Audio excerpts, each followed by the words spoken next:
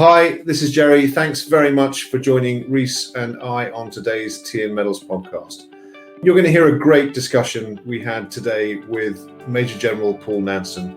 Paul has just left the army after 30 years in this distinguished military career, in which most notably he was the Commandant of the Royal Military Academy Sandhurst. And he's recently published a best-selling book called Stand Up Straight, Lessons in Life from the Royal Military Academy Sandhurst. And he's going to talk about that in the podcast, debunking some of the myths about what it means to go through Sandhurst, and talking also about how the enduring lessons that are taught there are really practical for young people setting out on what he calls the great adventure of adulthood. Really hope you enjoy the discussion. Thanks very much again for finding us at the Tea and Medals podcast. Gerry, you're still a bit low. Sorry, I need to sit up. Maybe I need to stand up straight, actually. So that's great. Yeah. When you told me this before, Paul, I said, "Are you about?" Because he's ex-household division. I thought the next thing we'd hear was tallest on the left, shortest on the right, and then number off, which brings back great memories. I don't know about you, but no, it's really nice to have you with us. Really, really glad. Thanks, I've been thinking we've been looking forward to this conversation for a long time. We're quite excited, obviously, last night because I got woken up by rodents in my rooftops at about 4:30 and didn't get back to sleep. Rhys, you've had the same problem, haven't you, recently? We had bats in our house. Have been woken up on several occasions by a bat flying around the room. Yeah, which is not what you want in the middle of the night. Very, very hard to get rid of a bat as well. Absolutely, no, it is. No, so anyway, so I was up at the magical time of 5:55 this morning. So maybe we can talk about that later. But listen, Paul, it's an absolute pleasure to have you join the podcast. I think your experience speaks for itself. Military officer of broad experience, ending up Commandant of arguably the world's best known military academy. Of course, the three of us would say that, wouldn't we? And now author of a best-selling book. And I checked the stats this morning. You're still absolutely up there on Amazon's bestsellers. And I was looking for a couple of reviews, and it was the Times. You get great reviews from the Times, great reviews from the Independent. Most importantly, I thought the Piers Morgan review was fantastic, and the fact that you need to read this book if you want to sort yourself out. I'm not sure he's applied that advice just yet, but great to have that kind of publicity. I think I used to have a commanding officer who said there's no such thing as bad publicity once upon a time. I'm not sure it worked out completely well, but really great to have you on. And I think it's logical for us to start with the book. It's really made a big hit. So I guess my first question, Paul, is why did you want to write a book that specifically unpacked leadership in this way? Well, thank you very much for having me on, chaps. It's a huge pleasure. And, having survived 34 years of the army, surviving Piers Morgan was indeed a significant achievement. Although I did have a secret weapon system in that I'd been to Sandhurst with his brother. So we were on the same intake. And so I didn't realize till halfway through the interview that we actually were at the same commissioning ball. Piers came to the ball. Obviously didn't know one another, but I survived that one. But yeah, the book. So it's great. It's done so well. I'm delighted. It all started off with a conversation. Penguin called me up and said, "Are you interested in writing a book on leadership?" And I was still serving at the time. Coming to the end of my time, and we ummed and ahed about it, and actually thought there's a better way of doing this. And so I spoke to the army, spoke to the powers that be, and said, can we write it with me still serving? Not often done, and can we base it on Sandhurst? And the idea was threefold, really. Firstly, very proud of what we do at Sandhurst. We've all been there, and as you said at the beginning, it's got a great reputation. So why wouldn't we want to show it off? Secondly, dispel some of the myths about the place. I think was a view. I think the biggest myth about who goes there. A bit about what we do there, but mostly about who goes there. And I think there's the naive out there think that it's all about privilege. It's all about having the right connections, going to the right schools, the right universities. And of course, we know that it probably used to be like that back in the olden days, but now, of course, it's all about potential. If you've got the right qualifications and you've got the right leadership potential, then you can go to Sandhurst. Doesn't matter what your background is, color of your skin, doesn't matter. So that was the second thing. And the third thing was really the sort of main nub of the book, which was those amazing skills that we were given at Sandhurst, the foundation that set us up for fantastically well for our military careers. Could they be transferred into the civilian space? And of course, we all know that they can. And even when we leave the army, we take these skills with us, don't they? And they seem to stand us in good stead in whatever we do. So we thought we'd try and write a bit about that and share it as life lessons, I suppose. Yeah, that's fantastic, and three great reasons to write a book. But I just want to explore what I think is the lens you've written the book through. There are loads and loads of leadership books out there that we could mention that are deliberately targeted at senior strategic leaders. I'm sure Rhys and I could mention one in particular, but the normal market for this is for CEOs, the C-suite, or emerging chiefs of staff who are looking to get to the very highest echelons of career. I hope I'm accurate in observing that this book is targeted at young people coming into the job market and broadly giving them those skills that you talk about, giving them that really practical advice so that they can start to develop their own leadership journey. Is that what you were trying to bring across? Yeah, if I'm honest with you, Gerry, didn't start off like that. I think it just naturally found its place because that's what we do at Sandhurst. I mean, I think we are blessed in the army, in the military, in that we do develop leaders. We set them up for success at an early age, and then we continue the journey as they go through our careers. That amazing foundation at Sandhurst is just the beginning, and we ought to accept that. You've got to carry that journey on. And you know better than I, but not many organisations out there do that, and I think we do it pretty well. So when you look at sort of next generation leaders, the up and coming leaders, there's not much focus on them. Is a view maybe, and therefore I think that's probably one of the reasons the book's had success, is because it's aimed at the boys and girls who are just finishing university, who are setting out on their big adventure, who are the same age as the cadets at Sandhurst, 18 through to 22, 23, who just need that bit of a nudge and a bit of foundation. Now, I think some of those skills apply equally to CEOs, but basic leadership you should carry on throughout your career, should you not? Sometimes we're in danger of forgetting it as we get more senior, but hopefully it chimes. Well, it definitely chimes with the generation you're talking about, but hopefully it chimes with more seniors as well. Paul, we spoke at the start about feedback that you've received for the book, and I know you've done a number of book talks. We met at the EY event in London just before lockdown. What has been the piece of feedback that you're most proud of? I think the feedback I'm most proud of was actually not from the book, but a letter I received from a chap called Mike Croft, who wrote to me, and Mike was unfortunately outside the House of Parliament when the terrorists hit, and poor old PC Palmer was murdered. And Mike wrote to me afterwards, and he had been one of the very few who had run towards danger rather than running away. And he tried to help poor old PC Palmer.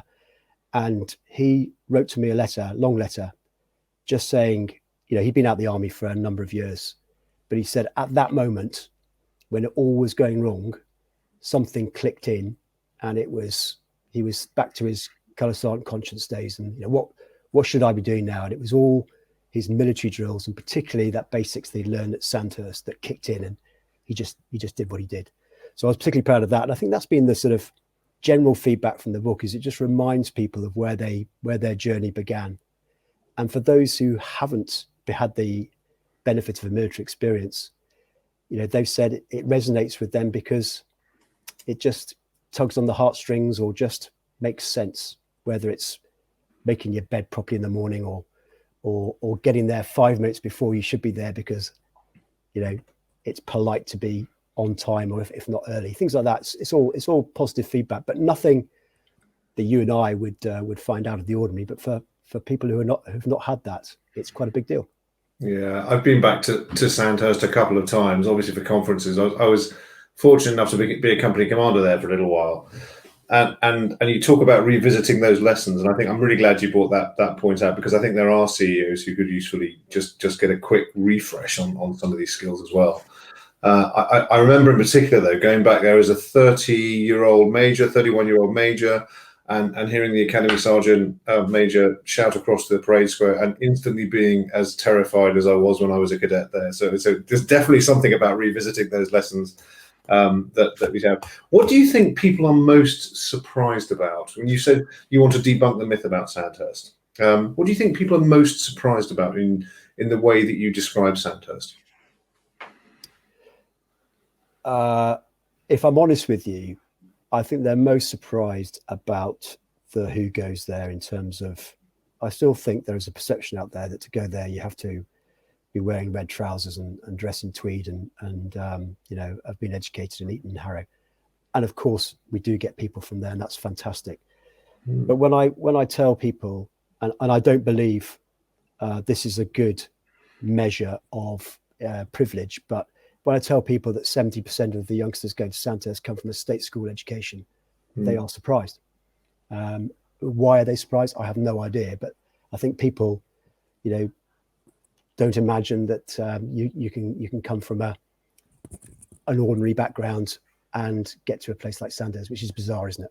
Absolutely bizarre. And do you think there's more the military needs to do to communicate that message out there? I mean, actually, it seems not to be a problem if 70% of if there's a representative, diverse society going to Sandhurst, and yet the wider perception of the public deserves probably a better system of messaging. Do you think there's more the military could do to address that? Yeah, I'm not sure. I think people are trying their best to open it up. I mean, Sandhurst has Insight Days now, where you can go and have a look around. So it's there. It's probably more we could do to open it up. And we've had a couple of TV shows that sort of went in and had a look. I'm not sure if they really scratched the itch, if I'm honest with you. We've talked about doing another one. There's a bit of reticence of doing it at the moment, but I'm sure that's an idea for the future. I mean, anything to just get across the magic of the place and the opportunities of the place. I mean, it's an incredible opportunity, isn't it, for everybody? And it's open to everybody. Absolutely agree. And as someone that comes from a comprehensive school background, I can certainly attest to that, Paul. It's a remarkable opportunity, and one that I think more people should be educated about and strive for. If we zoom out a little bit, Paul, and look at the situation that we're currently in today, the pandemic, Brexit, that we're dealing with an unprecedented amount of uncertainty. And when I think about the traits of soldiers and what makes them so effective, both in the military and when they leave, is that they do very well dealing with ambiguity, dealing with uncertainty. What events or what situations have you been through during your time in the military that you think stand you in good stead now as you advise business leaders of today in how to deal with this challenging period with the pandemic and Brexit and everything else I've talked about? Yeah, it's a good question. And I've obviously recently thought long and hard about it. And I think the situation I come back to time and time again, I mean, there's many situations, and we all three of us would have faced many situations where we've been faced by the unknown and the uncertain and had to deal with it, crisis situations. That's what we are trained to do and face and lead through.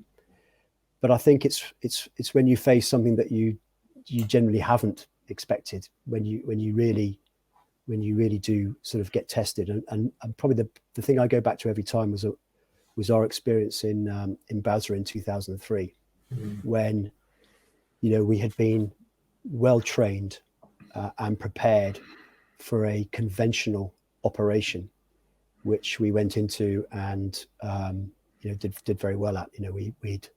We prepared on the prairies of Canada. We prepared in Germany on the ranges in Kuwait, and we were ready to go.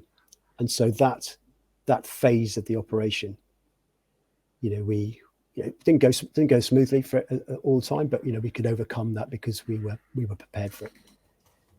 The sort of second phase of that operation in Basra itself, where there was this vacuum, everything had gone, and we were trying to deal with a population that had no law and order, that was hungry, that was waiting for humanitarian assistance that just didn't show up, and it was just us.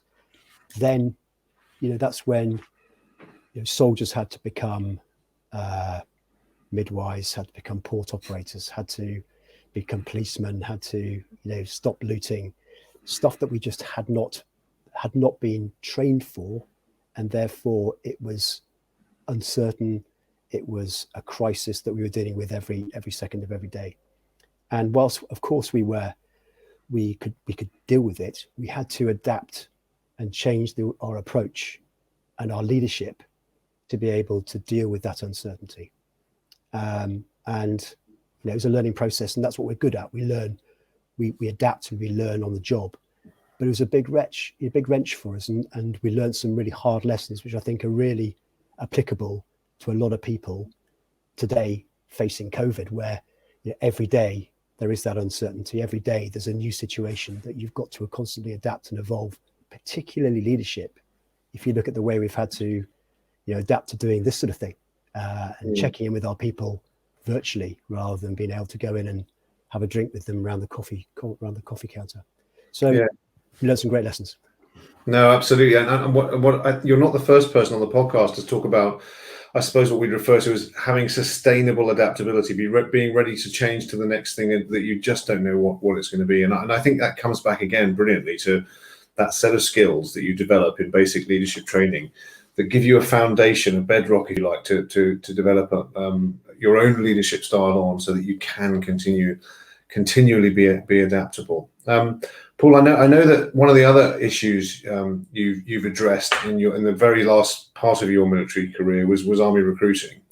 It seems to us, I think, looking from the outside now, that army recruiting's turned a corner in the last couple of years, and since 2018, maybe when you took over. But what was it like dealing with that situation when you first took over as in the recruiting and initial training space?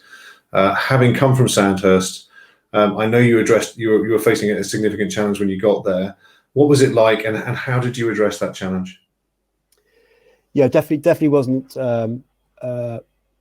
Also, I mean, people before me had done some great stuff as well. So it was, I was just continuing the journey. But it was probably a sort of touch point when I took over, and it was a touch point in that I think the political system was starting to lose a bit of patience, particularly with how army recruiting was going and the contract. And I think everyone was feeling that, and so that's why they changed the way we approached it, and why the CGS at the time decided to have a new approach, which basically put a new organization, the one that we put together, to focus in purely on trying to get the recruiting thing sorted out. So that was good. And I think, my first point on that it was very much top down driven. It was brought into by the hierarchy. So I had the support of the CGS, the CEO of Capita, John Lewis, Ty Urch, the 3-star Commander Home Command. We're all absolutely bought into this, and so that top-down support was very much there.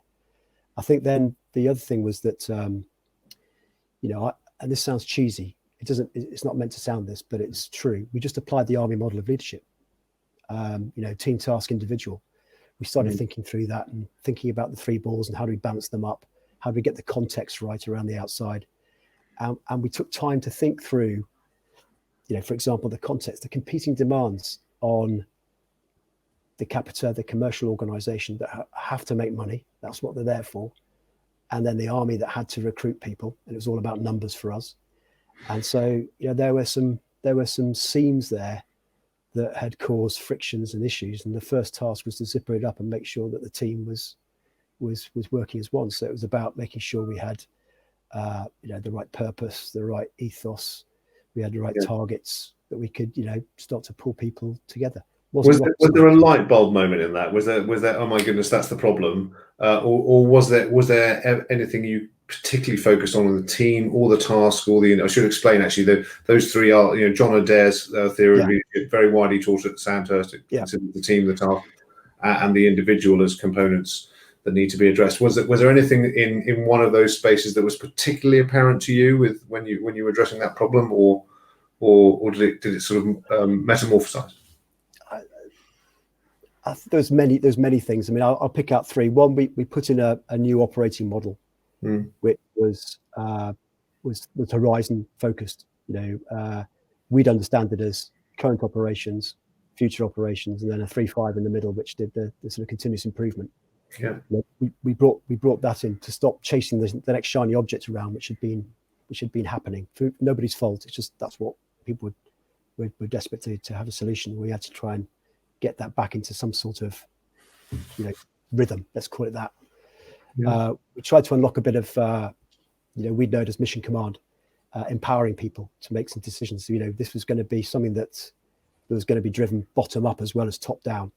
So it was my oppo, a brilliant leader called Kath Possamai, who brought in things like a joint innovations group, which encouraged people to come up with great ideas.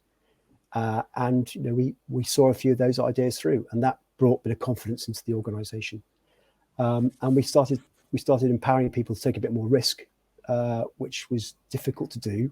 Bear in mind that we're dealing with real people coming through a pipeline.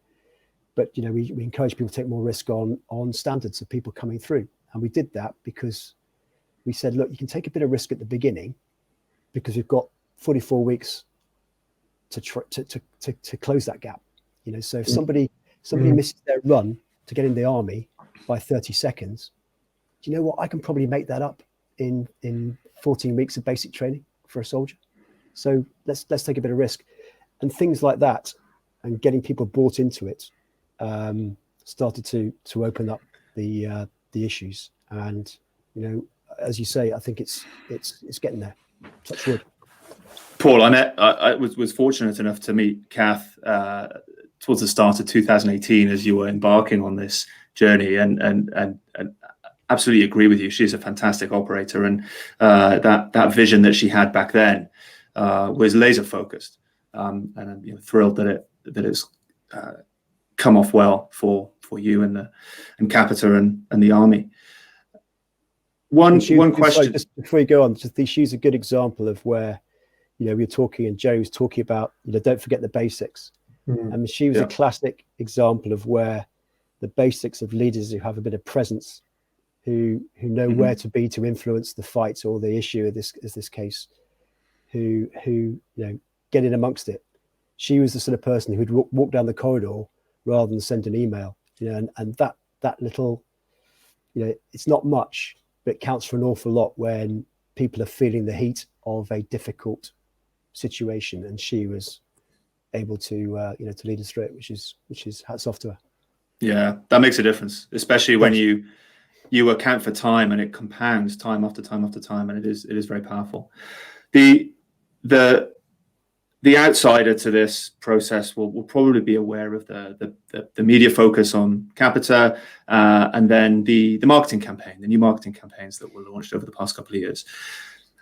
I'd like to ask, when you first sat down and were presented with the proposal, the adverts that would come out in, I think, late 2018, that was such a departure from the traditional Army recruiting that had gone before it. What were your initial thoughts? Yeah, it was a lesson, a really good lesson I learnt, and the lesson I think is that you can't know all the answers as a leader. You just can't. You can't have all. You've got to trust people, and that's the silly thing to say, because we know we've got to trust people, but you've got to rely on people who are better informed than you to lead when the situation, requires it. And I'm talking to guys from the Crystal Group, so this better than I. But it's absolutely right in this commercial, because I was sitting there listening to some very young civilian marketeers who were telling me the best way you're going to get this is by creating a debate. And the only way you're going to create a debate is by being controversial. So, going out and saying you want phone zombies and me millennials and all that sort of thing, that's the way you're going to get the bigger bang for your buck. So trust us. This is the way to do it. And I was sitting there as a 50-something-year-old army officer going, CGS ain't going to like this. Secretary of State ain't going to like this. And it's just not going to fly. But what do we know? I mean, they're the experts. You just got to rely on them. And that's so. Fortunately, I pulled my big boy pants on, and between Kath and I, we decided we'd go for it and took a bit of risk. in fairness, everybody signed up to it. CGS was brilliant and said, yeah, okay, if you think this is going to work, let's go for it. And the rest is history. It worked. It's great. I mean, and looking back, it actually did work. You've got the proof in the numbers and the outcomes it generated. So I think that's a great lesson, and we should definitely take something from that. And I think it ties in with your tolerance over, the entry standards you were talking about. If people are 30 seconds slow on their basic fitness test, yeah, we can work on that. And do you think people in wider society, and what you're observing now that you're out of the military, could effectively take more risk, especially now during a crisis? More risk. I think calculated risk is a good thing, and I think we're seeing it playing out now, aren't we, with the COVID restrictions, and most people crave certainty, don't they? And crave knowing exactly what they are supposed to do. If 6 people meet 6 people out in the streets, are they allowed to talk to one another? And I think there is something to be said for people understanding the boundaries within which they can operate, and then taking a bit of calculated risk themselves and going for it. And it's that calculated bit, isn't it? Because risk can also be an opportunity rather than a threat. And I think sometimes we forget that. And again, coming back to those basic tenets that you're taught at Sandhurst, I mean, I think anyone who's been through that training knows a little bit about what it is going to be like to take risks. No plan survives contact with the enemy. So you can plan all you like, but you will ultimately have to take risk. And again, great reason to go back to the book. And how many times did we fail at Sandhurst? I mean, all of us were put into positions where we would fail, and it was purposefully done. I mean, it forces us to think about our own resilience, but also to think about risk in perhaps a more rounded way than perhaps others do. I think that's quite interesting. We're in different generations. Well, Paul and I, you're the same generation, I suppose. Rhys is he was at Sandhurst as a cadet after I was there as an instructor. Don't tell me. Terrible, isn't it? It's an awful thing. The concept wasn't even worth discussing. But of course, one of the things that we all discuss is, have the youth of today changed? Are there differences in the cadets coming through over the different epochs of Sandhurst? And I'd really like to get your take on that as having been the commandant. Yeah, most often asked questions, is this generation as good as the generations gone before? And, there's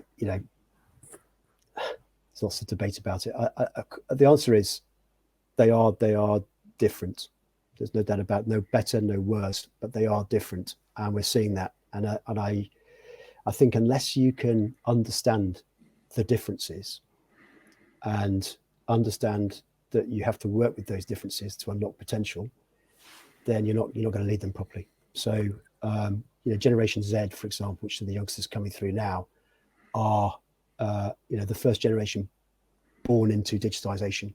They don't know a world without smartphones, tablets, and all that things. So, if you sit them on a row of polyprop chairs to explain to them rifle lessons number 1 to 3, with a colour sergeant sitting there with a rifle pointed out with a pencil, probably isn't going to work for them. You've got to have something a bit more interactive, a bit more immersive. You've got to teach them in a way that they want to be taught.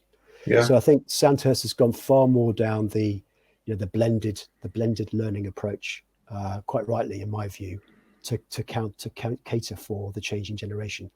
That doesn't mean we've lost the drill and the ethos, the heritage bit, but it means we've had to adapt the way we teach at Sandhurst.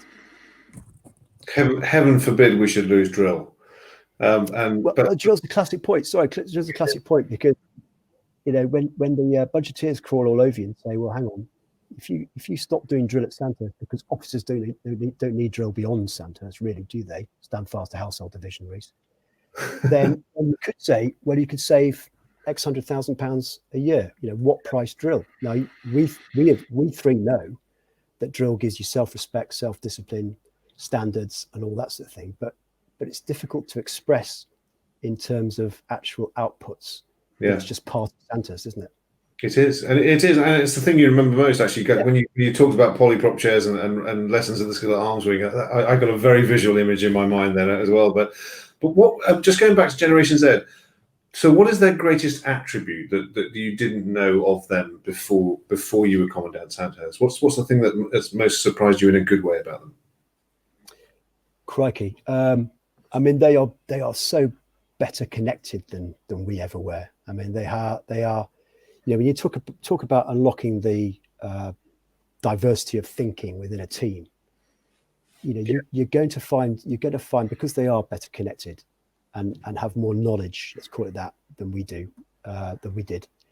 You're probably going to be able to unlock the potential of the team better, and therefore, the team dynamics have been far more impressive. That divergent thinking has been far more impressive than I remember. That's really interesting. Yeah. Paul, you mentioned failure a moment ago, and building that in at Sandhurst so people can experience it and get through it. Thinking back to my time at Sandhurst, there's an exercise that every Army officer will know well called long reach at the end of the first 5 weeks.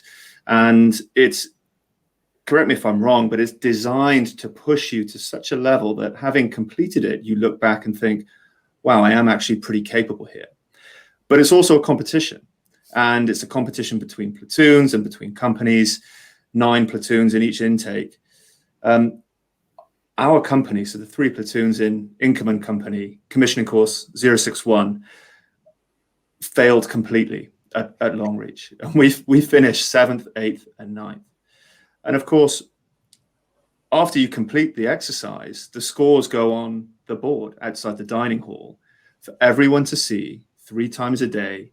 So every day we were repeatedly reminded that we had failed as a platoon and as a company. And that was a really meaningful moment, I think, for us, individually and collectively. And I think it took us a long time to get over that. So I guess my question is, what is it about the competitive element between the platoons and companies at Sandhurst that works? And how do you design that, and how do you see it playing out to everyone's advantage? And then in contrast, what are the dark sides of that? Like, how can it go wrong? And what are the things that people need to watch out for, so they don't pull that lever too much? Yeah, a lot there. I mean, the competitive edge, competitive spirit of the place, I think it's important personally. I think part of high performance teams is that will to win, will to succeed, will to be the best that you can be, and all that sort of thing. So I think having that competitive spirit through the course is a good thing. Borne out by Sovereign's banner competition, which is the ultimate platoon prize. And I think you look at the sense of pride in the platoons as they approach that, and the sort of cohesive nature, the cohesive bond building that it brings with it. I think it's hugely important. I think it does teach you a bit of resilience as well, both organizational resilience and personal resilience, to bounce back from ploughing it on long reach. You came back and you're sitting where you are now, so wasn't the end of the world. And I suspect your platoon was even more determined to do well on the log race or whatever came afterwards in those days, because they wanted to, they didn't like being seen to be weak. Yeah, so exactly that. With that, is there a sort of more sinister side? I'm not entirely convinced there is at Sandhurst, because I think the culture at Sandhurst is that you can come back, you can bounce back, you do get a second chance as long as you learn from your mistakes or learn from your failures and do something about it. Then I think the system is pretty tolerant. I think if you constantly don't, then you have the warning system, and you get you can ultimately not pass the course. But that's rare that anybody doesn't take the advice. Interestingly though, one of the previous commanders there, a chap called Bill Wright, changed the reporting process at Sandhurst, which I think was a fantastic thing. So in the old days, you'd be put into thirds as you finish Sandhurst, top, middle, or bottom third. And we started thinking about that and saying, hang on, you're leaving Sandhurst as a commissioned officer, but you're in the lower third as you go forward onto your military career. It's not a particularly good start for anybody, is it? It doesn't really make sense.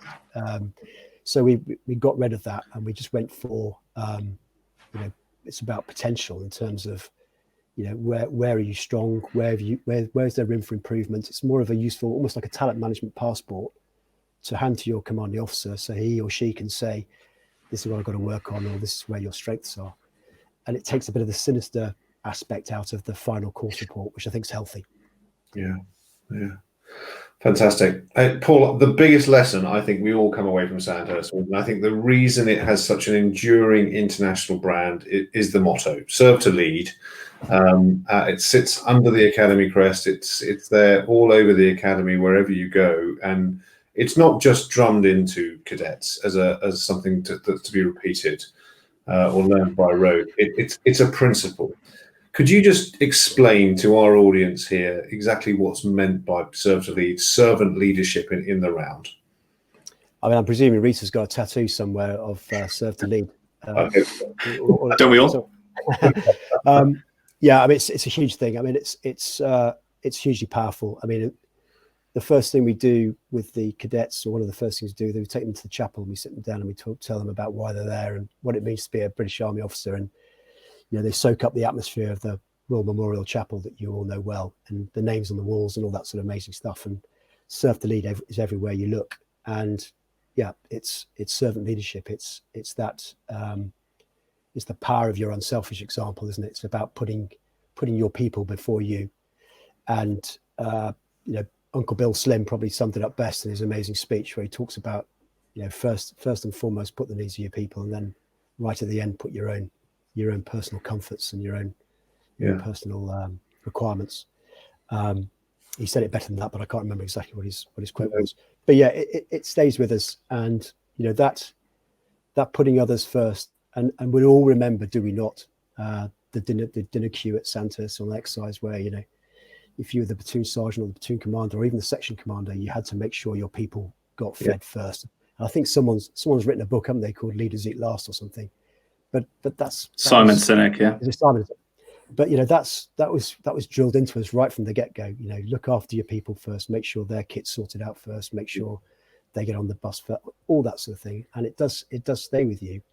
And I think it's sort of, how does it translate into the civilian world?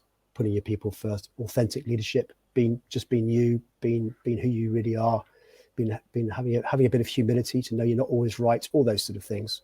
It can mean so many different things to anybody, but for those of us who've been to Sandhurst, it has a very special place in our heart, does it not? Absolutely, it certainly does. Paul, the Sword of Honour. You've seen thousands of officer cadets come through Sandhurst, and each intake you've had to select the very best to receive the Sword of Honour. So the top 0.3% of all young Army officers leaving, going into the Army. For those who perhaps aren't aware of the Sword of Honour, could you describe what it is and the process, and then what specifically stands out among that top 0.3% of Sword of Honour winners? So if I talk about the Sword of Honour, there's two swords at Sandhurst, one for the Brits and one for the internationals. But I'm going to look at the British Sword of Honour, which is the ultimate, I suppose. There's two things at Sandhurst happen. There's the sort of scientific best cadet, which is the Queen's Medal, and that's the scientific, is that all the tests and the exercises you do at Sandhurst that are marked, that there is some output to. There's a table, the Queen's table, and if you're the top cadet scientifically, then you're the best cadet and you get the Queen's Medal. Her Majesty very graciously donates it, and you get presented it on the day. Then there's the Sword of Honour, which is the art side of it, and it's not just the Commandant, it's the entire training team. Look at the cohort throughout the entirety of the course, and it will get narrowed down to 3 per company by the end, and that's where everybody has a look at them, and they do traditionally they do the final attack on the final exercise as a company commander, and you'll see them go through their paces. What do they get it for? Well, it's difficult to put your finger on. There's not just one thing, but it's it goes to the serve to lead ethos as well. It's about leadership, effectively. Those ones that have inspired their people by going above and beyond. And it may be, it may just be having that character, that presence, that's something that just lights up a situation or a room or whatever it may be, with their own style of leadership. So there's nothing scientific about it. I can't tell you the metric or anything, but it's done very fairly, and they are incredibly talented people who, they're all incredibly talented at Sandhurst. I mean, they genuinely are. I mean, you don't get through the Army Officer Selection Board unless you're talented. But to be the top one is an incredible achievement. And there's been I've seen some absolute crackers who have gone on to do amazing things as well. It's a great competition, and I think it's a great tradition. And in a world where some competitive aspects of leadership are discouraged, I think it's absolutely right that it should stay there. Paul, I mean, I think we've talked through a heck of a lot in 40 minutes. I think there are some enduring characteristics of leadership that we learn about Sandhurst, serve to lead being the most principled, but thank you so much for debunking myths, which I think is a really important message to go out to people, that you don't have to come from a privileged society to be an army officer these days, and the country is in need of young men and women who can go and serve, and who might not have otherwise thought of starting their adult lives by being a commissioned officer in the British Army. So that's fantastic. I think, hopefully we've done something to help promote the brand internationally. We do have some international followers here, so I think that's we're very thankful for that. And I'm personally thankful, again, to come back to the beginning, for the book that you've written, which I think is absolutely targeting the right cohort of young people at the moment as they start their adventures, as you say, into adult life. And I think, in the age where some people are saying we're no longer in the age of great leaders, but we are in need of great leadership, I think you've hit the nail right on the head. It's been an absolute pleasure to talk to you today. And we wish you all the best with continuing sales of the book, and hopefully speak to you again soon. Thank you so much. Thank you for having me on, Gerry and Rhys. Thank you very much indeed. Thank you.